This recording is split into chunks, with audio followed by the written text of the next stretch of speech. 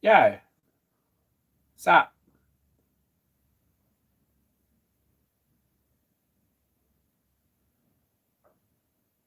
Greg's got the right idea. Hello, anyone I missed? How's that? Um, Pretty well covered it. Hello, anyone I missed?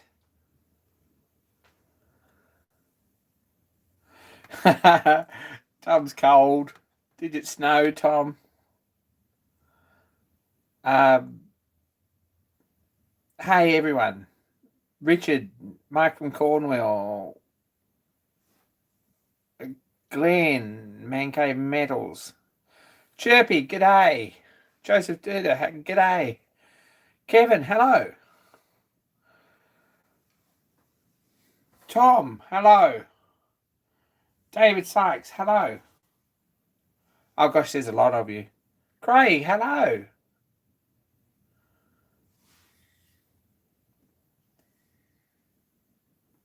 Stuart, g'day.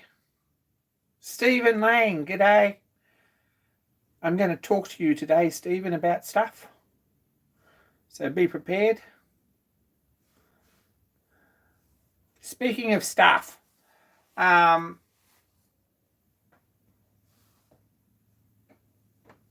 few days ago, the TMC 2020. Hey, Nigel.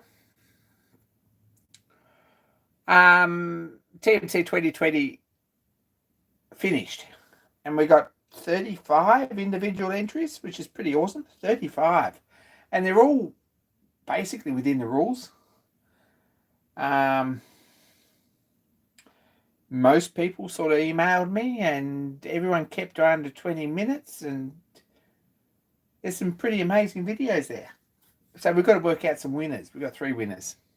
Gosh, it's not that easy. There's a grand prize, and there's a cinematography prize, and there's a tool making prize, basically. So look at that. Stephen Lang has answers. There we go. We'll have to organise some sort of a presentation to work out what we're going to do with that. But we probably should present surprises. But it's pretty awesome. It'd be really awesome to have everyone in one live chat room so that we could present them live. That would be really nice. But I'm still working out the details. I'm struggling really to think of winners. I've narrowed it down to about half a dozen really good videos, and the rest are fantastic. So there's probably half a dozen amazing videos, but I don't know. It's tough. But there we go. I'm sort of hang fire for that. I've been crazy busy on this little engine. I'm going to ignore all those grinder comments for the next little while. Sorry, guys. We'll get to that in a minute.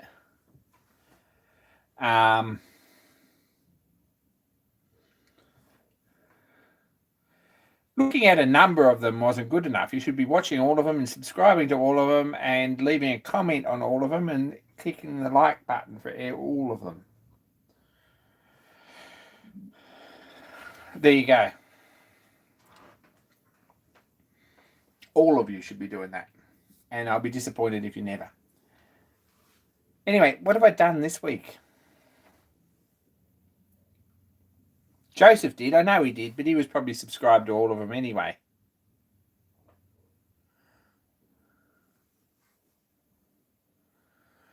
Playing around with paint colours? Not really. I'm sort of decided on paint colours, but So far there's been some false leads, and we'll see.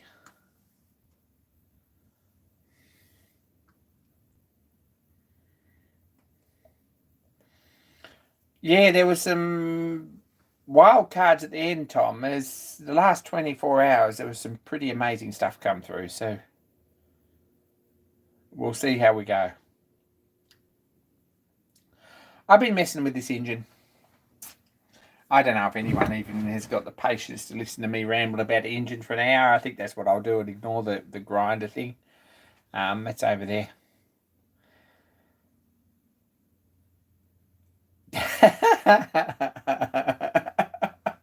I'm in a good mood. I've had a good day at work. It's been crazy busy. Work's manic, and that's awesome. I managed to get my grinder home without damaging or breaking or moving the earth off its axis or anything. It's kind of heavy, but there we go. We'll get to the grinder in a minute. Hey, Matt. Hey, Dennis. Greg, really good question. How many hours would I spend in the workshop a week? Look, I spend 3 major afternoons for sure. Sunday afternoon, Monday afternoon, and Tuesday afternoon. From lunchtime through to reasonably late. If I've got a bit of a push on, I will spend a few more hours each day.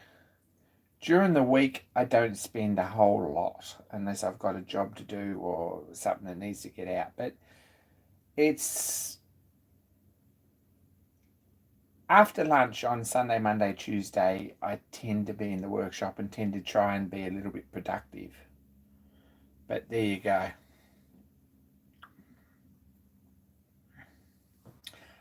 Joseph, what grinder? Anyway, what's really exciting here, and what's grinding my gears at the moment, is that this head's on, and we've got a spark plug hole. Oh crap! I just dropped all that. I've got 2 valves ready to go in when I drill some holes. When a bit of aluminium gets here for a fixture, you know who you are.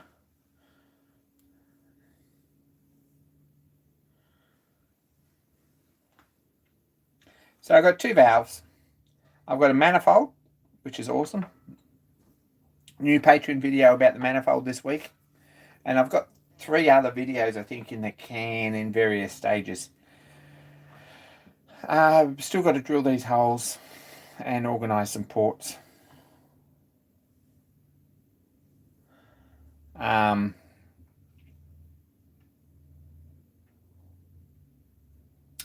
What else? I've got this hole drilled here for a rocker. Not sure if these valves are ideal yet, but we're getting there. And it's starting to look like it might actually even go. So I'm a little bit impressed about that. Won't be putting valve seats in. See, Greg asks all the intelligent questions. You should be like Greg.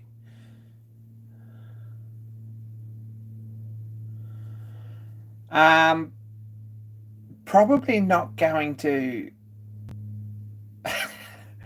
put valve seats in. I'm just going to seat them straight on the cast iron, I think. That's the theory. We'll see how they look. Probably if I set them up and bore them, it's not a big deal to put steel valve seats in.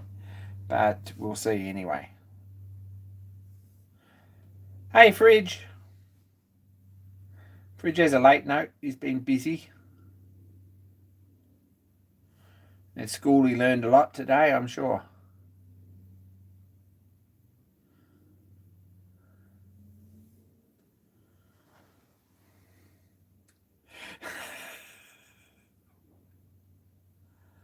Go and check out Dan's video. Dan's channel. There's a new homestead steam engine bushmill machining style channel that's going to be a big thing if he makes some videos. All he's going to do is do it. He needs subscribers to get the encouragement. So go and check out Dan's shed.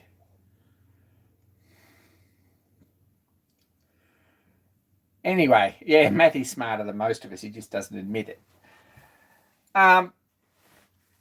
So, progress on this. I've sort of messed around with this and you're wondering what this block of wood is. I'm sure you all are. You've got all this sorted. Right.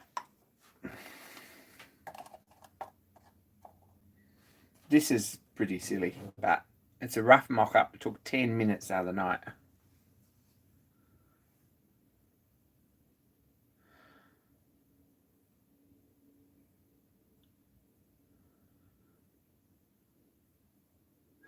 We're going to have a fight there. Fight. Casting panel with stumpy sandals. Yeah. Look. The Stewart 10H has a box bed that looks something like this. It's not quite that ugly. It's about that dimension. It's a little bit narrower. It's about that long. If I bought the casting, it would probably match this one quite well because they both come out of the same design team, I guess. All those years ago, more or less. And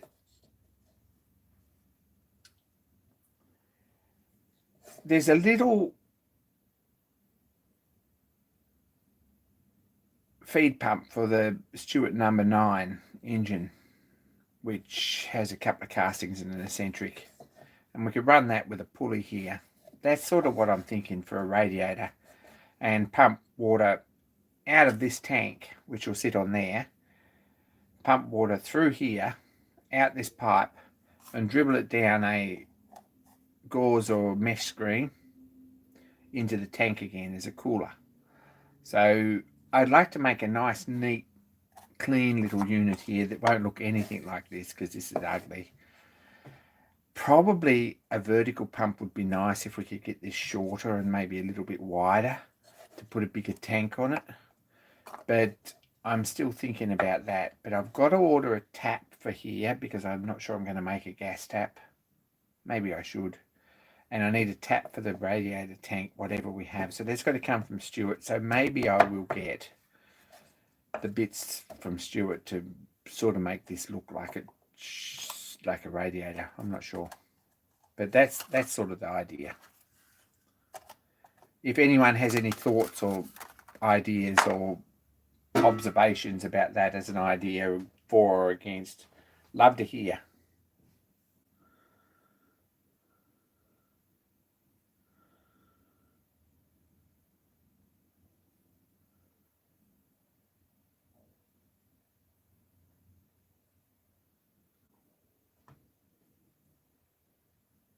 Gentleman Randy, g'day.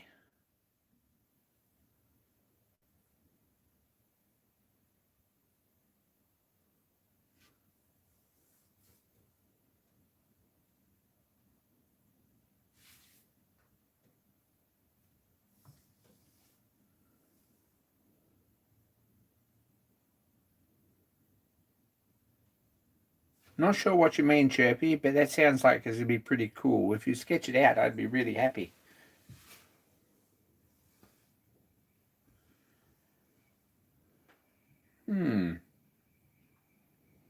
That might be option too.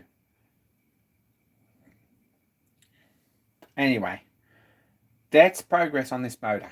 We've been spending a fair bit of time on it lately, and we've got valves. And we've got a manifold. We've got a spark plug in. And we've got a rocker arm mounting. We've still got to machine this off. This manifold goes under here like this. And put a bolt in there to bolt that up. Put some holes in here still. I'm going to make a rocker. There's a bit of a list. There's quite a list. If you want to look at the list of things that still need to be done before this runs, this is it. So some of them are 5-minute jobs, which might turn into something longer. But some of them might be quite in-depth sort of jobs. This will be a bit of a project, but I don't think I've included that in the list. There you go. What are the valves made for? It says paint, Craig. It doesn't mention green. There won't be any green. Mammoth green with a red flywheel is something that won't be. Promise. Keith Appleton doesn't like that, so I wouldn't like to make him unhappy. But, see, I'm not alone.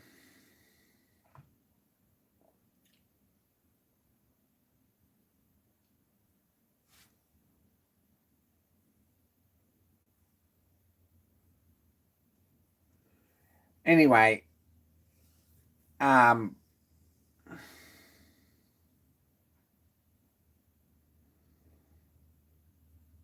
what are the valves made from? O1. They're silver soldered together up out of two pieces. There is a head, and this is machined down, and that's reamed to go through there, and they're silver soldered all the way through, and then they're drilled on the end for a split pin. And they've got, I think this spring is probably going to be okay.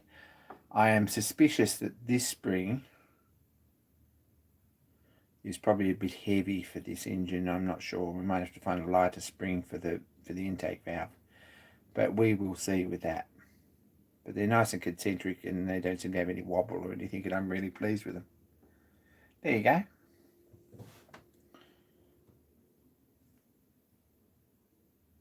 Putting it together with a trusty Barco. Hang on.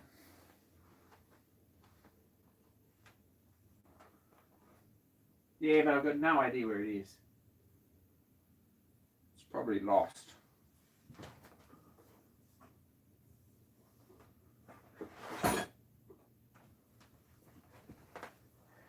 Generally, yes, I have one, and that's the only point of similarity between me and Keith.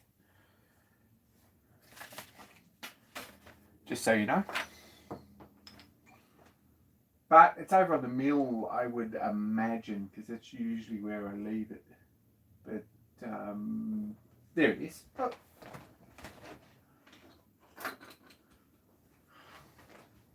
Mine's probably more vintager than his, but there you go. I've got a 4-inch one too, and an 8-inch one.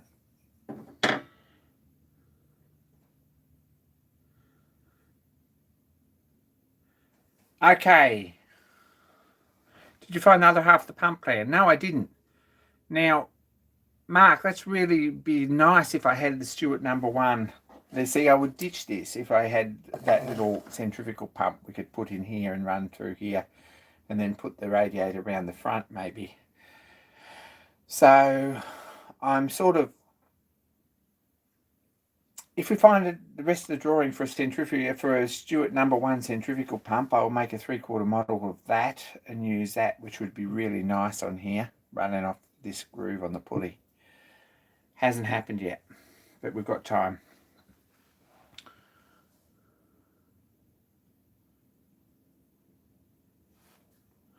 Next question.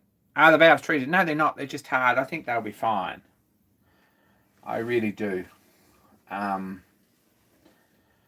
running cast iron seats. I think they would be better soft than hard. I'm probably thinking I'm going to heat treat the ends because they've just got a cross hole. And I think, there you go, I think they might mushroom a bit if the pins aren't exactly the right size to fit in there. If they are the right size, it shouldn't be a problem, but we'll see how the pins look. That's where I'm at with that.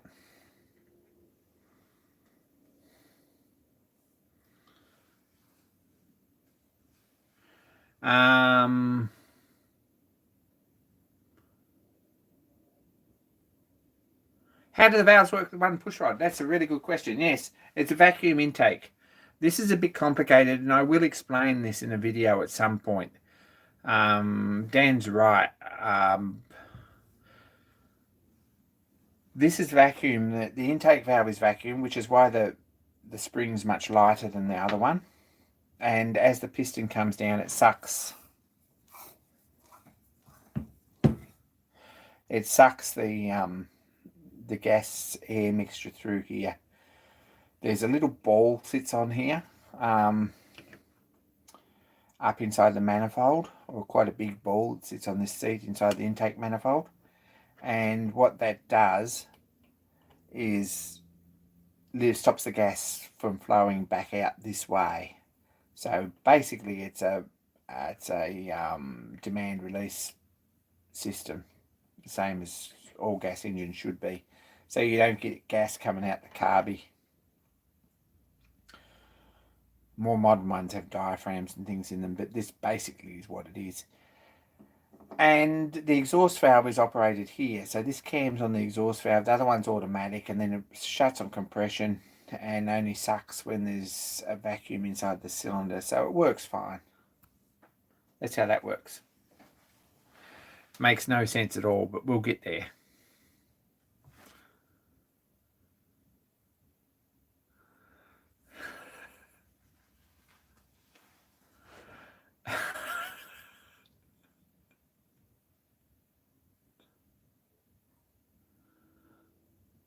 Hey JB, I'm just waiting for everyone to get here.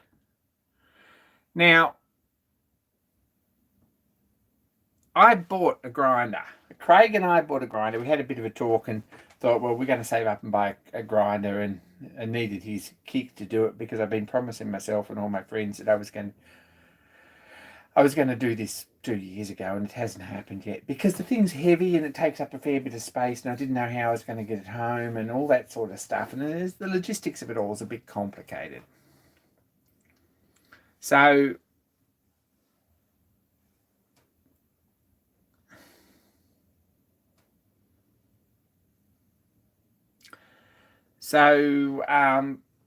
anyway, I needed a kick, so I saved up and I bought a grinder. And I've got it on the bench. That's as far as I've got. I've got it out of the box and I've got it on the bench. I've got all the bits out of the box. I haven't really had a good look through it. This happened about 20 minutes ago. Literally 20 minutes ago. And maybe I should leave it till I get everything put away and I can work out what everything is before I even show anyone. Let Craig do an unboxing video first. Hey, Alistair.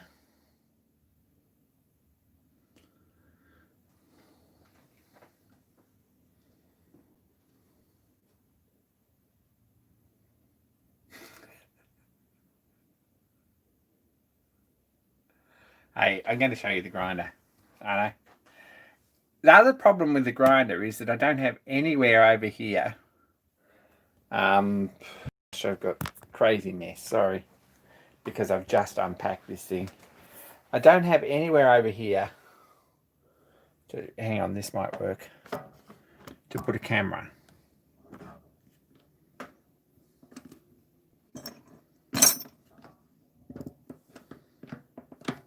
That might work.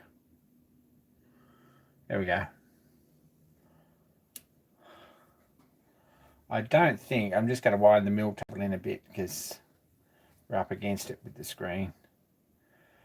Okay, I don't think you can, you might be able to see that, but I don't think I can see the screen.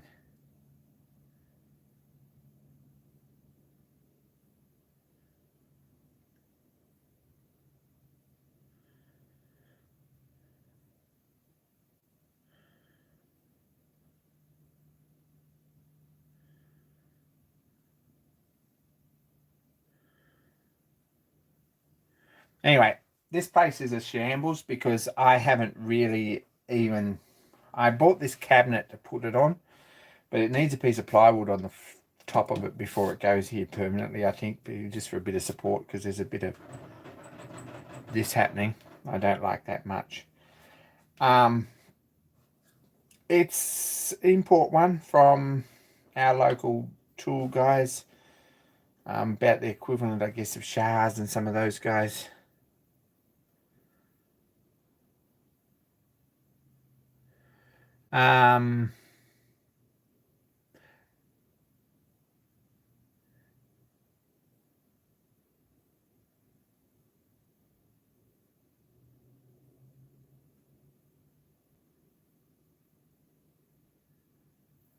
Yeah, I've been wanting this for a couple of years, and it's just, there's no room for it now. This is pretty heavy. I don't know if you noticed, but it's, oh, it sounds like a really good idea just to move it around, but it's not going to happen, sorry. We'll get a video at some point, but I'm going to need to put some sort of a system in here for holding the camera if we're going to do any videos at all on it. We probably won't, because there's a lot of people who know more stuff about this than I ever will.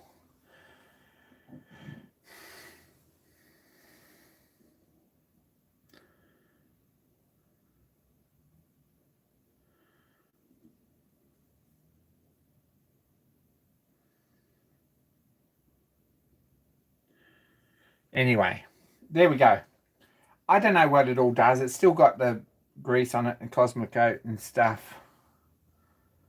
It's got some attachments. It's got a set of collets in metric and imperial. It's 5C collets, which is awesome.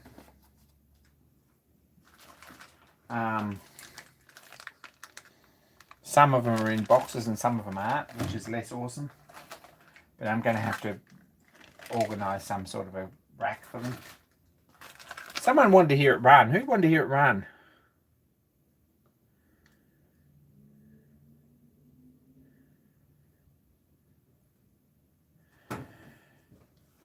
How do you put this on and off the floor, Alistair? This is such a heavy machine. Like, it's solid. It's crazy big. It's heavier than my mill.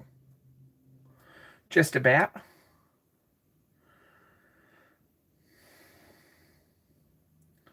There's no noise. This is what's amazing about this thing. That's it.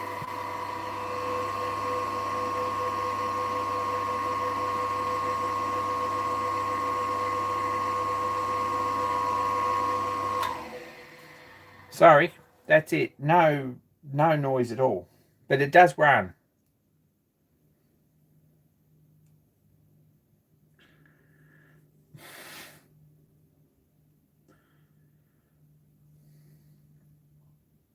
I'd really like a vintage one. And I looked for one for a long time. The trouble is with them is that they're all odd collets and things, and 5C was sort of the deal breaker. It had to have 5C collets for me, so that's what we've got. What does it come with?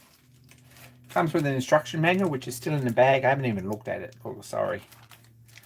It's literally 20 minutes ago.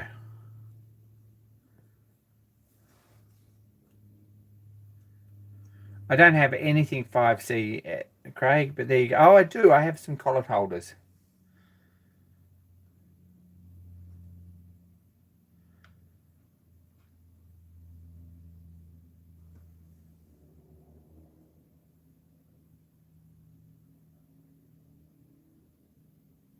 Oh, that's no good. Things come in threes. Matt, I hope you're okay.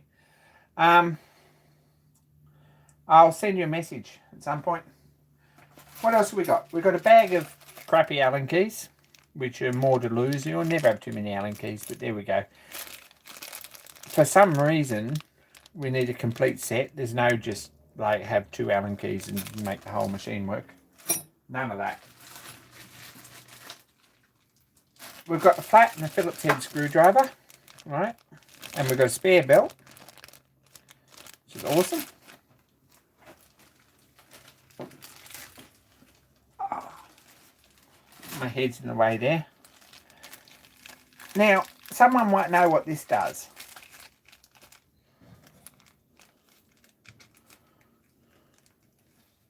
I've just figured it out.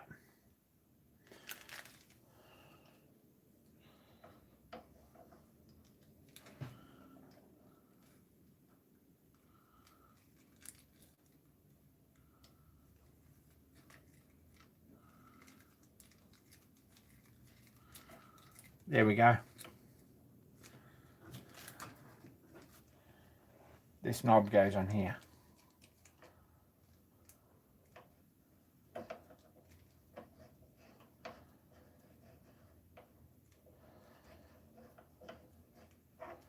Which seems a bit strange on the drawbar, but we'll put that on some point.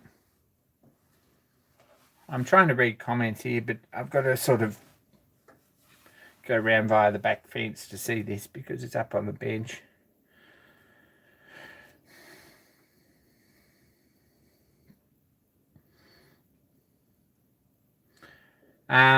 Really good reason not to look at Robert Renzetti's videos is to buy a new tool. That's you're motivated by the wrong reasons if that's why you're buying a new machine.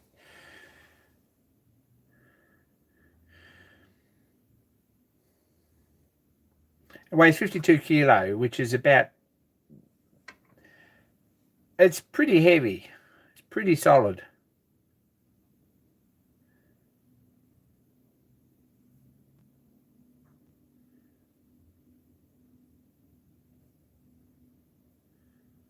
Even my lathe here, my mill is 2 spanners and 2 Allen keys for the whole lot. I really try and make this work, and it is possible.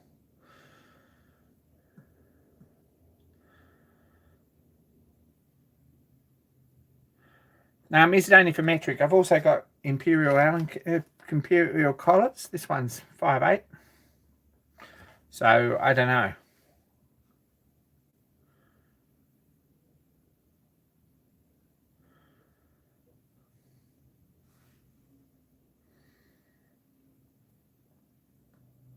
What are readings? A really good question. I imagine they're metric. I haven't really looked.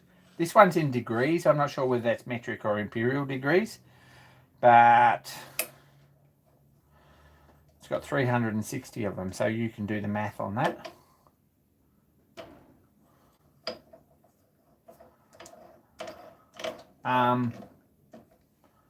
Measurements on here. I'll have a look. Not sure. Okay, so we've got some spanners. This is going to be an unboxing video because I'm not going to do an unboxing video. I really suck at those. We've got 2 crappy C spanners, which probably fit. They fit this. I think they might fit something else.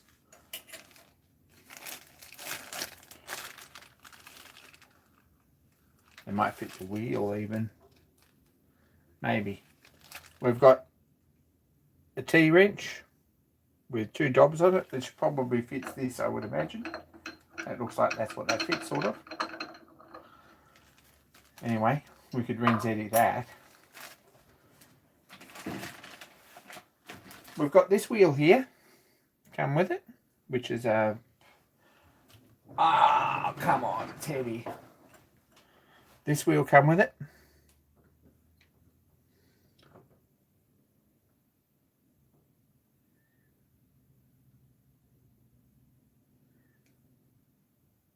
Hang on, we're getting there, John. Okay. And it come with this wheel too, which is going to need a Tupperware container or something to put it in so it doesn't get broken.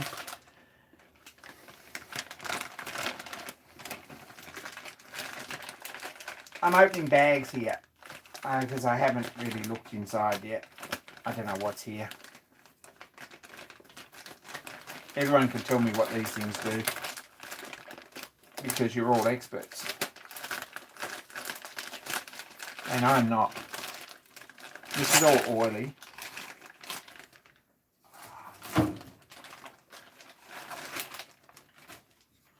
Has its own drawbar, it seems.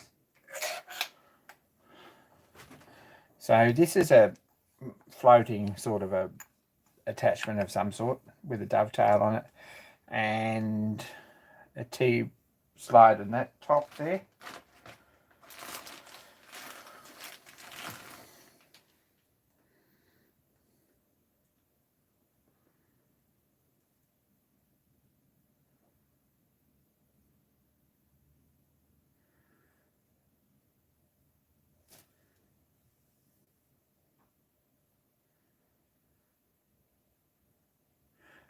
John's never used that.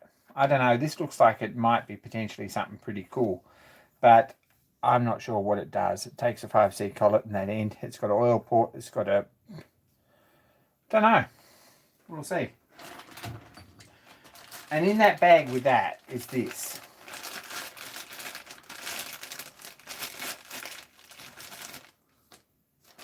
Now that's got a T-nut, so that probably bolts on that slot and it gives the indicator point or something like that.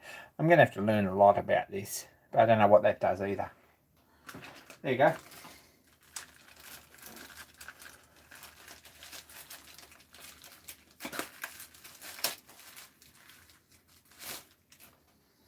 There's this, which I'm not sure about, but this is a lathe tool sharpener, I guess. It's probably all right. It's got some sort of adjustment here, I think, probably. Maybe. And now you know as much as I do about this. It's got 2 bolts to hold down a square lathe tool, I imagine. It looks like a fairly useful thing, maybe.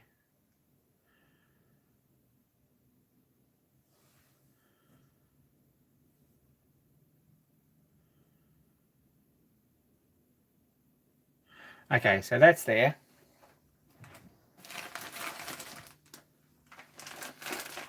And I'm guessing this looks like a drill bit grinder, which I'm a drill bit sharpener jig.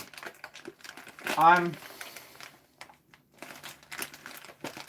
not as confident or sure that these are a good thing as they appear to be at first glance. Someone might prove me wrong, but it's sort of a complicated looking thing like this, and I guess this is for sharpening drills. Might take a bit of messing around, but this is probably one of the nicer made looking attachments, so we'll see what that does.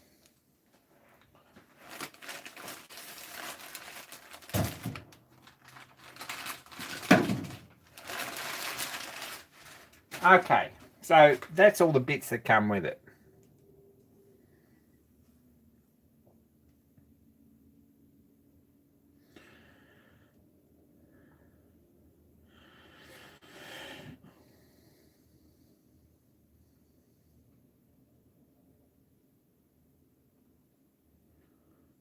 Thanks, Craig. I haven't got there yet. I saw your note about that earlier. Anyway, that's what it all does, I think. It's here, for better or worse. It's on the cabinet here.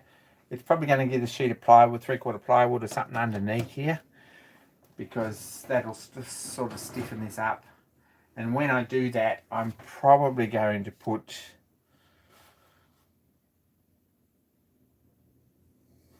probably the smart thing would be to, hang on. Oh, that's heavy. Probably the smart thing would be when I do that to put some sort of an outrigger on here to clamp my camera holder on. I'll give that some thought while I'm doing it. So there you go. Stay awake in class, John. This wheel too come, so there we go.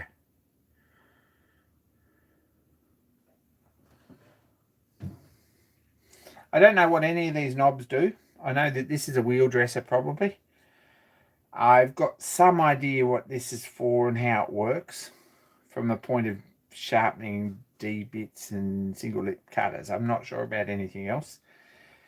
I know sort of where the adjustments all work, but I haven't really used one in anger ever before, so we will see.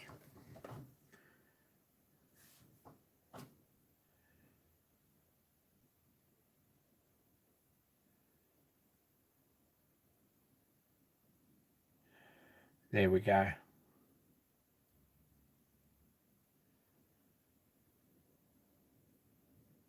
There's a lot of really good videos on these, probably more than people who know more about stuff than I do. Quinn at Blondie Hacks did some good videos too. She's kind of very good at explaining stuff and she talks a lot, but she's good fun and she's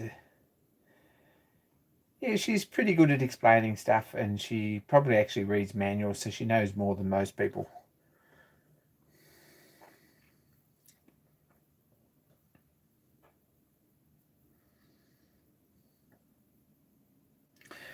And Tool and Die Guy, Phil Kerner at Tool and Die Guy, he's done a whole series of videos on the decal and how to operate it, and they're really good videos. I'll have to go back and watch them again. But seriously, I've known this was coming for a couple of months, 3 months maybe, something like that.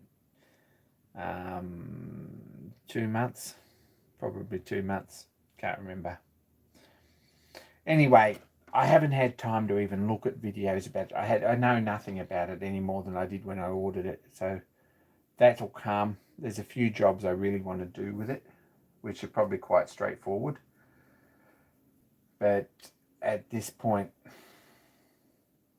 I've got no real plans for it except to have it here when I need it.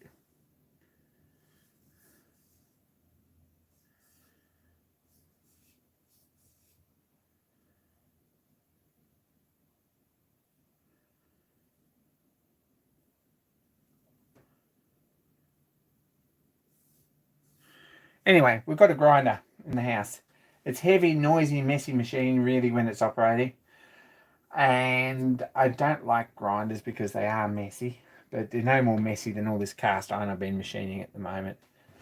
And it's really chewed up my little bit of bench space that I had extra that I was really enjoying. So I don't know what's next. Make some more storage space anyway, because I've still got stuff to put away. Anyway, that's that. We need an arm for the shock vac somehow. That's a pretty smart thing to do. The shock vac's right here, so we're going to have to do something about organising that, I imagine. I don't think this is going to live this way around on here. I think it's probably going to live on the other end of the bench, around straight or facing the lathe. And I think my belt linisher is going to go back on this end if there's room for it, because I can't live without that on a bench nowadays. But I'm going to need to find some space for all this stuff in this cabinet, so that's doable.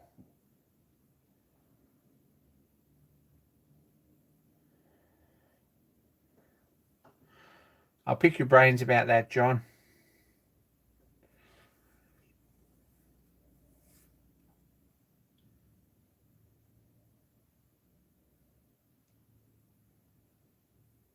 That's probably a good idea, Chirpy. I would like this about another 6 inches taller. Whether I'll make a wooden stand or a plywood frame to go under here with a, I don't know, maybe then there's room in the bottom of that for some things, but I don't really like storing anything underneath the grinder. So we'll see how we go with that.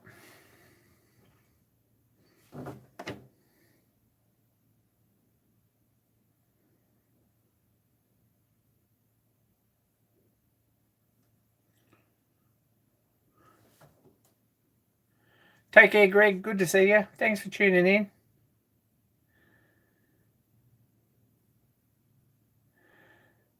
So there we go. That's where we're at. Don't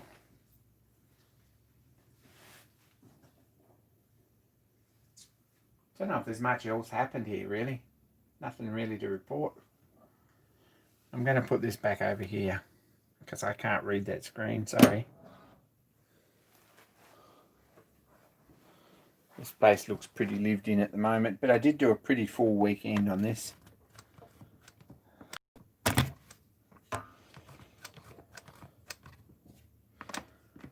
There we go. Tin Woody 100, g'day.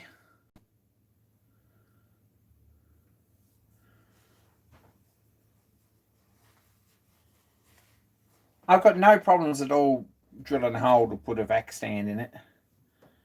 That's where we're at. There's Dale. G'day, Dale. Say hi to Dale. Dale's got a lathe for sale in Northern California.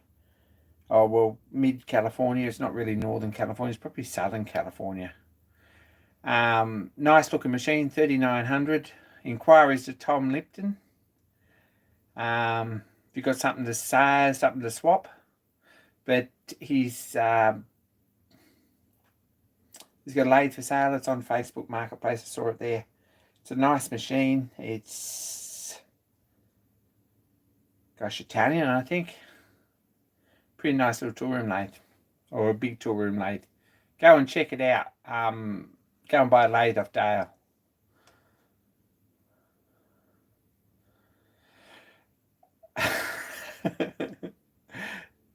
It's not like he's been sitting around, Dennis. Promise.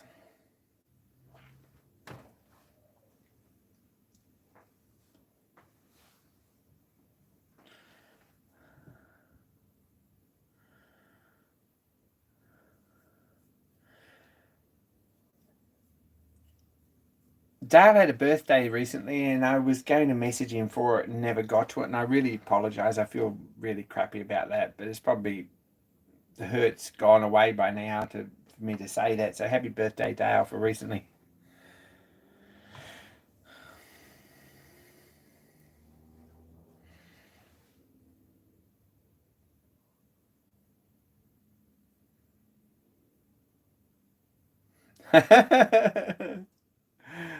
Moving out of the bedroom's not going to happen. I like my bedroom, and I like it nice, and I like it clean, and I'm fussy about my bedroom. Whereas, yeah, workshop's not quite like that.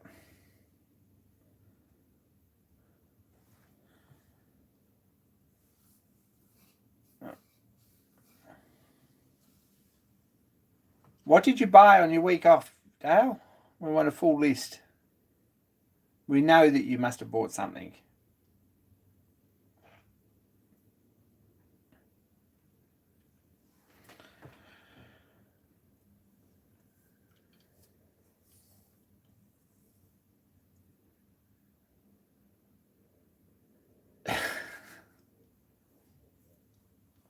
Anyway, got some mail. Did I get some mail?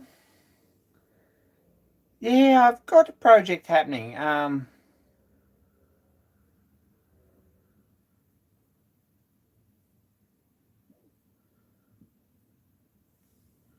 2-inch digital mic, $10. Yeah, well, you wouldn't have left that there. And it's not like you haven't got a dedicated drawer for 2-inch mics there somewhere. You can put it in it. Oh, that's awesome, Dale.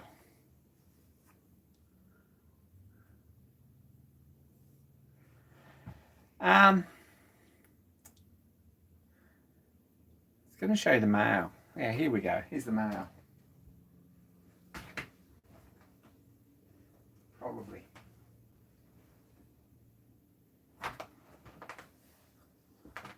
What do I do with it?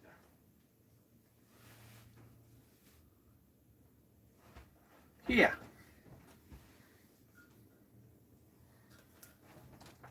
Oh.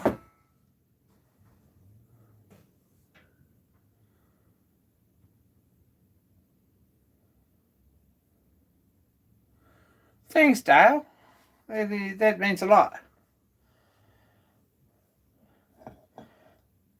I bought this lump of aluminium, right? I don't know, I don't think I've showed you this. It's 25mm by 160 and 300 long. It's about 6.5 by inch by 12-inch. There you go for all you black and white people.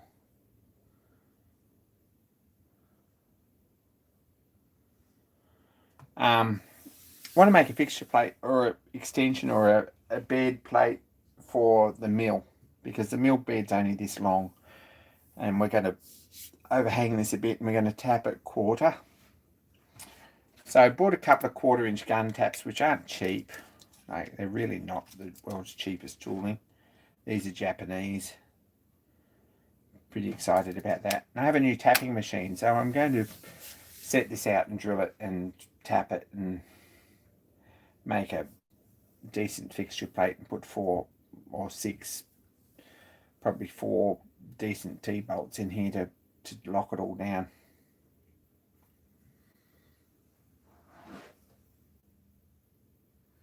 Where are the taps from?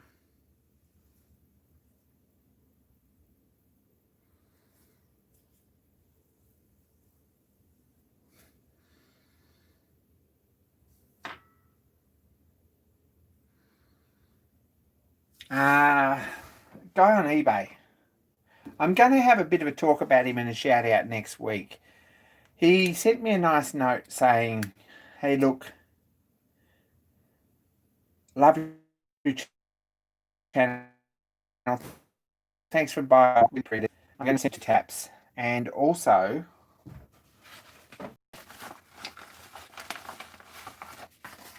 here's a couple of end mills I sell. Try them out and give us some feedback on them.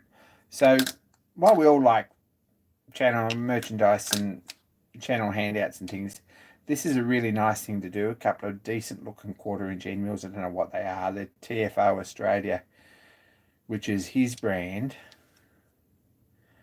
Can't find much about that really. He sent a business card with the website on it for TFO Australia. I can't find anything about that either. So I'm going to get in touch with him and send him an email and get some information about that, because these are pretty nice and we might have a talk about them next week.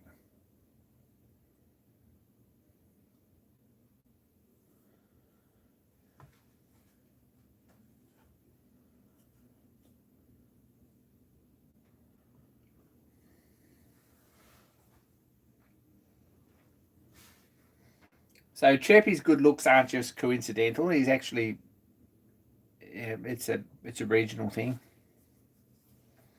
which is awesome to hear.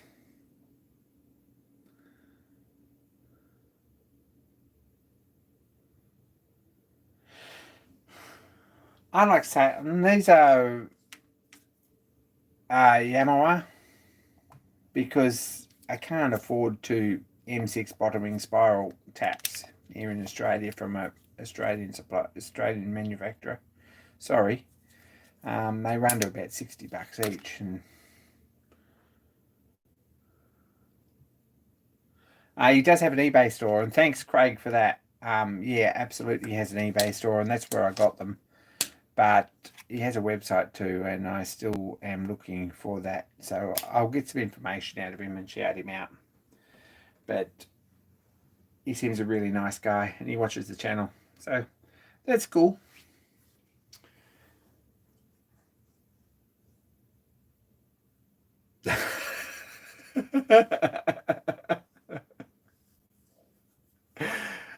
Dale, we can only imagine.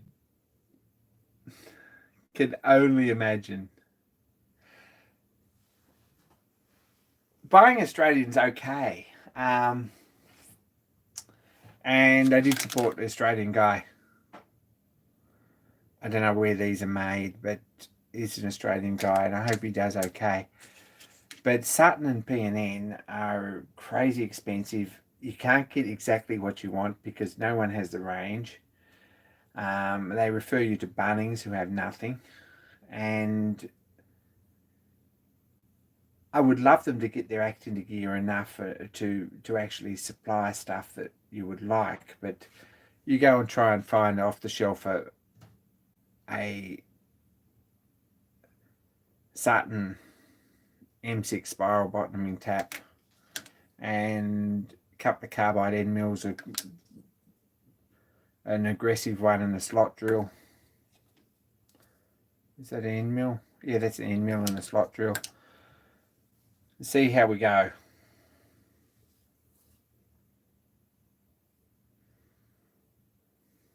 We know it wasn't clean, Dale. We know it wasn't clean. You're a cat man. I was going to say you're a cat woman, but that doesn't sound quite right.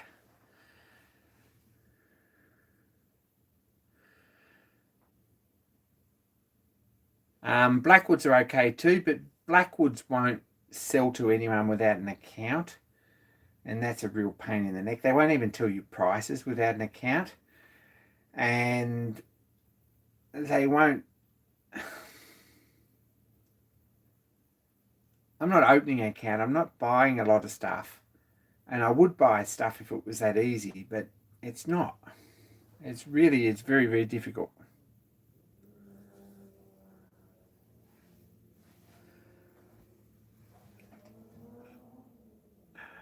Oh my gosh, the gloves are off. Dennis just called Dale a switch, but most of you are probably too old for that sort of talk.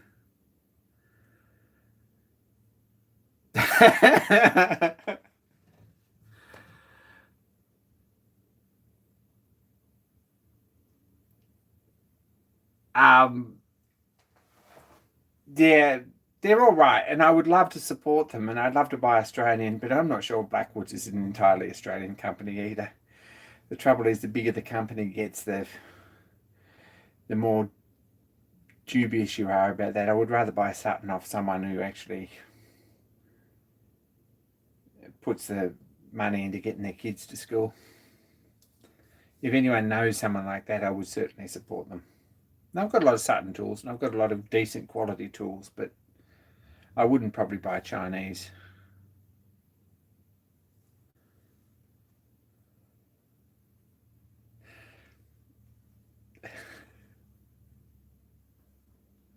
Look, we're teasing Dale, but Dale's the man, and we really appreciate his input into this amazing community. And we kind of really appreciate new videos when they come out. It's not very often, but they do sometimes, and we do like to see them.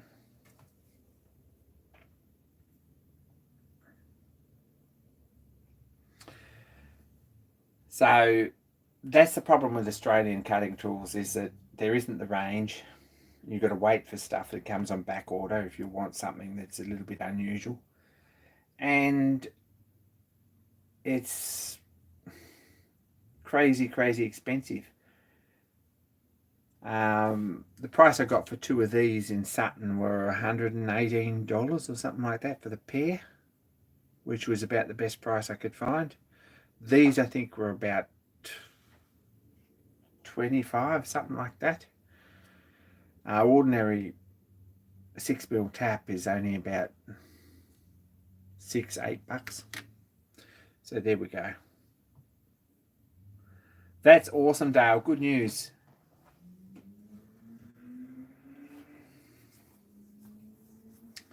Can't wait. I'm waiting on 3 videos. Oh, I'm working on 3 videos for this. There's 2 more head videos, and there's another video as well. I've sort of got bits of all of them done. I don't know if anyone actually watches them. I've got to think of a better system for Series 3 of the Patreon projects when it comes out, because these are 12 months old and I don't think they get a lot of airplay. I'm really fairly proud of the videos on this, and we're only just starting to get into the machining on the videos that have come onto YouTube. But the Patreon videos are pretty much up to date. And I think there's 25 or something of them up there on this particular project, which is second season. Third season will be something completely different, promise. And it might be just as involved. So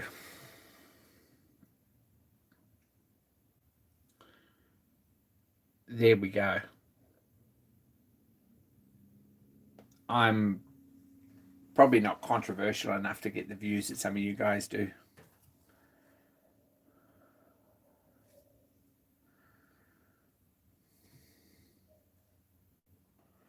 Anyway, we're an hour into this and we're probably nearly knock off time. I don't know. It's probably time to go home.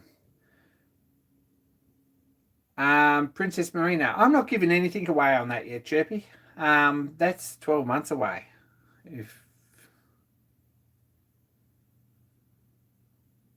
Yeah, don't stress too much about the whole Patreon thing. And look, I should say yes, go and jump and do it. It's $1 a month. But I really appreciate the people who do. And it's amazing that projects like this, which is crazy, there's about $1,000 in this engine now.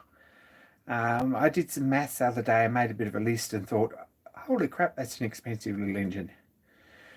But I'm probably $1,000 into this and it hasn't run yet. It's getting very close. there's down to about 1 page of things to do, and some of them are as simple as cut off a piece of rod and clean it up. So it's getting close, but model engineering isn't cheap, and I really appreciate that people have made this possible for me, because I probably wouldn't be biting off more than I could chew like this otherwise. And it's been a crazy journey getting it to this point.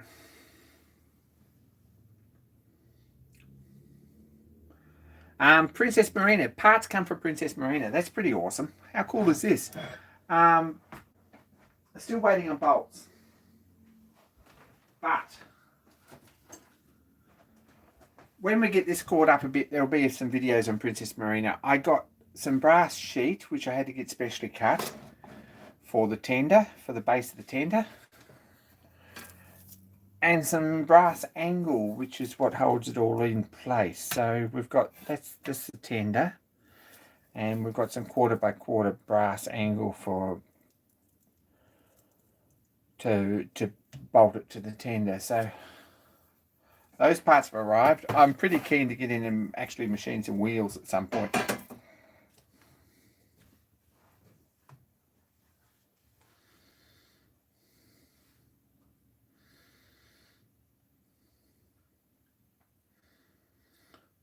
No one watches my videos even on Patreon, so there you go. That gives you some sort of indication of whether they, yeah. Just tune in on the live stream, it's more fun.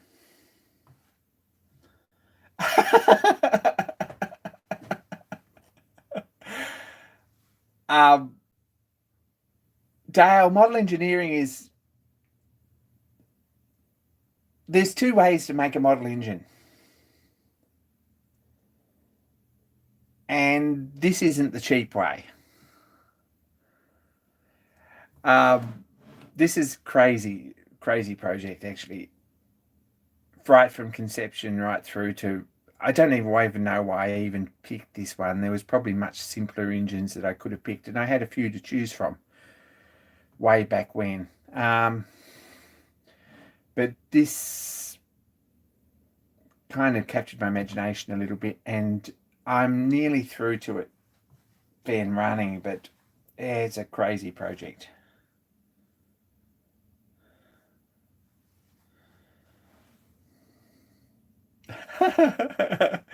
Joseph and John, thanks for watching. I really appreciate it. People who do watch and leave comments are amazing.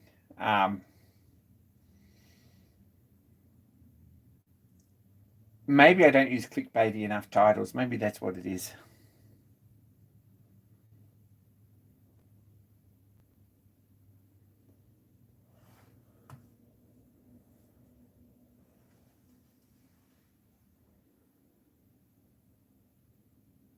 So that's where we're at with that. And this isn't even a casting. Look, this is just fabricated.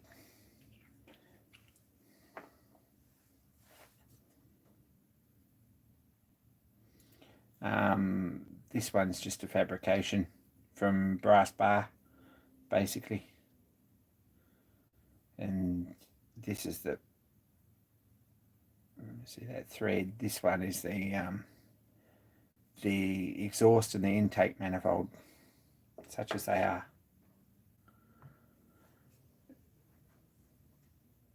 Try that, Dan, and see how long you last on YouTube. This should have been, and I regret now, John, I regret not making this a 300. But anyway, I really regret that, because it is 3. Dale, you're awesome, but seriously.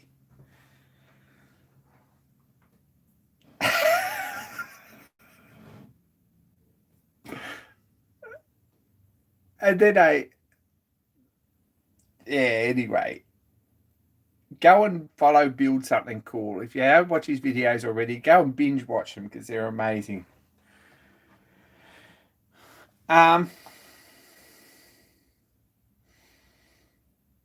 Anyway, that's where we're at. Not to whinge about the money of it. It's just incidental, but it's something that I probably would build anyway. But because of this amazing community, I have contacts and people who have made this possible.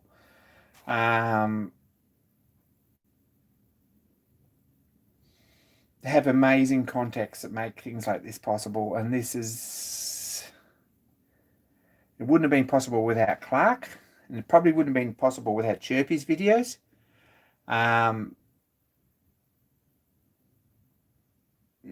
There's a lot of people that made this possible.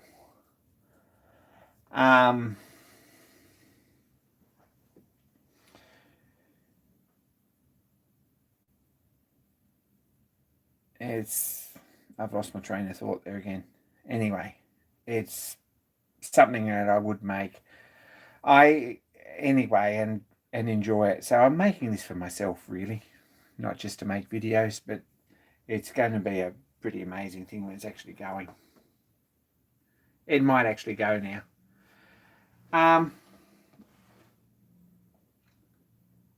What else? I got an email or a message on Instagram from Steve Barton at Solid Rock. So he's got a pretty nice little parcel on the way to me too. So when that comes, I'll give him. I'm probably going to make a dedicated video about that.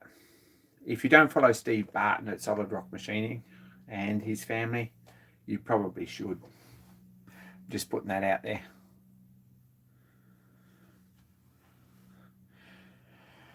Back on TMC 2020, it's finished. Everyone made it by the deadline. There was one late entry, but it was probably the only one that was really disqualified, I think. And he knew it was late when he put it in. I'm kind of... We need to get something organised to present some prizes, and we'll have a think about that this week and organise something.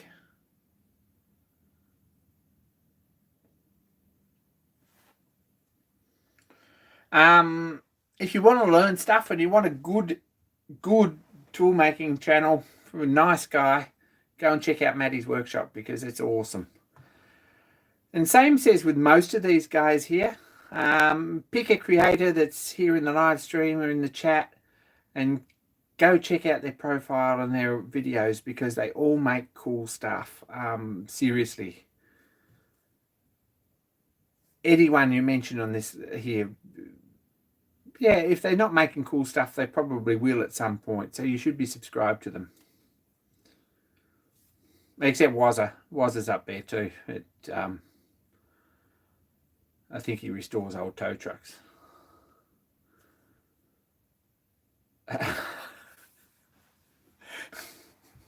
But yeah, amazing community, and you all do some... Yeah, I don't know about that, Richard. Anyone who hasn't made anything, you're welcome to send me pictures. I promised a video of the Gottswinter indicator build from everyone, and that might still happen. I'll probably put that together. I've got new editing software, and I'm still getting acclimatized to that. I'm still ignoring it, in other words.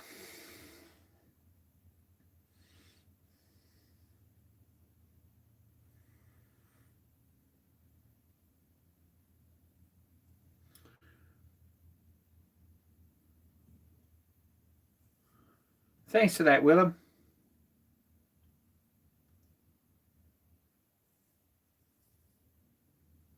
Anyway, I'm going to call this. Thanks, everyone. Really appreciate you tuning in. Big shout out to Poppy, who's watching from big screen TV, because he gets hacked if he picks in.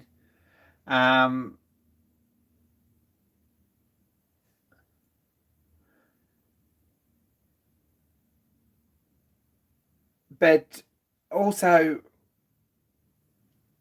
check out the playlist for the TMC 2020, because there's some cool stuff there. If you haven't watched them all, it's not too late. We're going to announce some winners at some point. I'll talk to Stephen fairly soon. And this isn't any indication of the colour, just in case anyone thought that they'd woken up on that, but not going to be that colour, promise, not quite. Anyway, that was just a test.